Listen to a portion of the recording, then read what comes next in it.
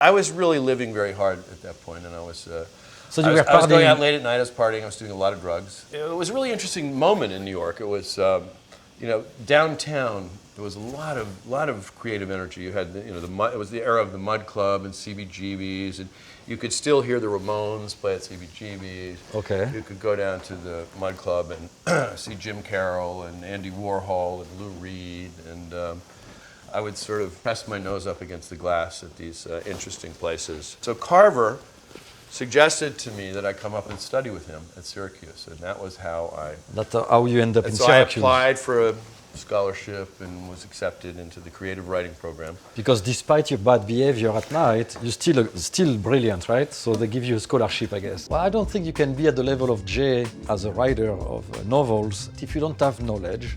And if you don't have discipline. So your influence at that time as a writer, writers were Hemingway? There were many writers that were important. F. Scott Fitzgerald, Scott Fitzgerald, James Joyce. And one of the ways that you find your voice as a writer is to imitate all the writers that you like. Until you one day find that you're speaking, perhaps, writing in your own voice. One night I went through all my work and I realized that it was all, I was imitating. And there was one piece of paper that came out of the bottom of my desk, and I had written it 2 years before. And I had come home from a nightclub at 6 in the morning, and it was terrible. I'd had to walk home. I'd spent all my money at the nightclub. I'd done all my drugs. I got home, and I wrote down this line. And the line was, "You're not the kind of guy who would be at a place like this at this time of the morning, but here you are." And I wrote this line down, and I put it away, and I forgot about it. And then 2 years later, I found this line, and I said, "This is the only original thing that I've ever written." So then I kept going, and I continued that story about a guy who's messed up at a nightclub at 6 in the morning, and that became Bright Lights, Big City. When I was finished with the novel, I sent it off to a friend who was working at Random House.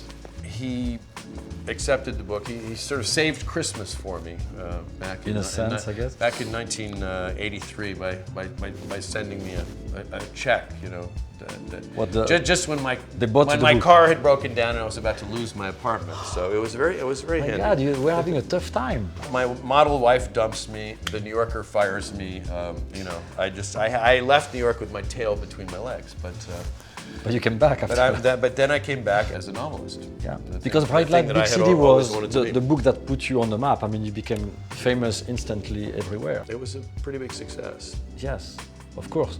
And it changed my life. All right. It changed your life. I'm going to add this one. Okay. So you're going to put all the Chateauneuf, by the way, here, right? We're going to see how much. I just do half and half. Ah, you have the stock. We have the stock, yeah. So this also is. So about half and half, and as usual, I've spilled some here. Half and half, okay, that's fine. So we're doing the anchovies. The anchovies, you put them now. Yeah. So that's the anchovies. Trick. Well, it starts to dissolve them. The anchovies melt and it's you won't know in the end that they're even there. And we need these. Oh yes. We need the rosemary. I did this one with the thyme and rosemary. Oh, okay. And this one is separated. I didn't know what you want. That's probably enough right there. Okay. So we bring it to boil. Yes. So Bright Light Big City allows you to come back to New York and live in New York? It was published in '84. And the strange thing was that when I wrote the book, I had no concept of the book being about something called the '80s. And yet, Bright Lights Big City somehow became iconic of the '80s? A book about New York in the '80s. Okay, so it's simmering. Yep. I think it's ready. We just have to check for seasoning. Yep. Tell me what you think. Yeah. That's really good. The anchovies give a great flavor. So right. I cover it and we cover it. Oven. Put it in the oven for 2 hours and 20 minutes. Okay, let's go 2 hours and 20 minutes.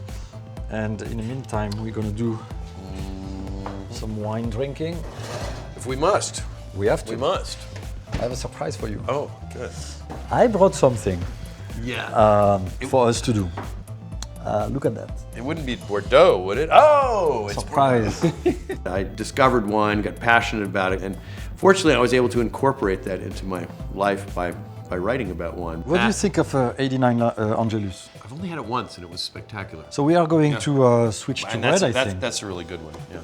I wanted to have a good wine today. Jay loves Burgundies, Bordeaux, and I thought the 89 Angelus will be very nice. Try that. Wait. I think you're gonna like it. Color. And I don't think it needs to be decanted. Let's see what you think. Even before we taste it, we know. That's a beautiful wine, huh? How would you describe that wine, by the way?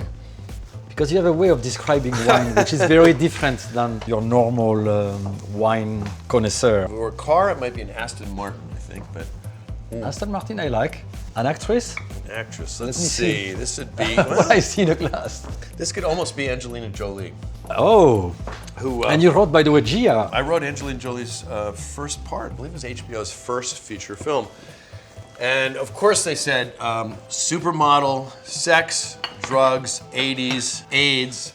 Who should we call? Well, of course, we'll call McInerney. They approached me about writing a biopic about Gia Carangi, who was also one of the first women to die of AIDS in 1985. Oh, I didn't know that.